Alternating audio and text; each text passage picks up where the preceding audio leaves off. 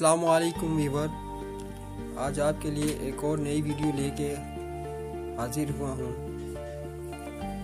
आज हम बात करेंगे बलगम के बारे में। बलगम जो कि खाने की वजह से तेल डालडा जो चीज़ें हम खाते हैं उसकी वजह से बलगम बन जाता है, रेशा सा बन जाता है और जो सर जो उसकी वजह से सर भारी होता है, कानों में आवाज़ें आने लगती हैं। तो उसके लिए आज हम आपके लिए एक नुस्खा लेके आए हैं। ये दो चीज़ें हैं। सबसे पहले है चावल। आप चावल कोई से भी चावल ले लें, कोई से भी आम चावल ले लें। और दूसरी चीज़ हमारे पास ये है आग का दूध। ये आप देख सकते हैं, ये आग का पत्ता है, आग की टहनी है। इसके साथ आपने एक पत्ता तोड़ के आहिस्ता थोड़ा थोड़ा करके आपने दूध जमा कर लेना है। ये आपने दूध जमा कर लेना है। तो चावल आप मिकदार में ले लें, आप कितना भी लेना चाहें, 100 ग्राम या 50 ग्राम।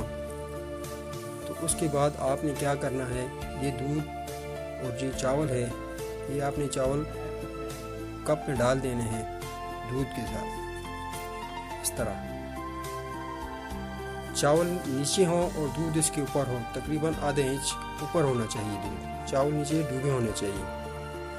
जब ये आप इस तरह का अमल कर लेंगे, उसके बाद आपने इसको रख लेना है किसी साई वाली जगह में। इसको खुश्क कर लेना है, तकरीबन 2 हफ्ते लगे, 3 हफ्ते लगे, महीना लगे।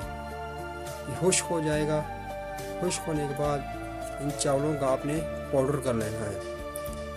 पाउडर करने के बाद आपने जब ये ज़्यादा खुश्क हो जाए तो आपने इसका पाउडर कर लेना है बारीक।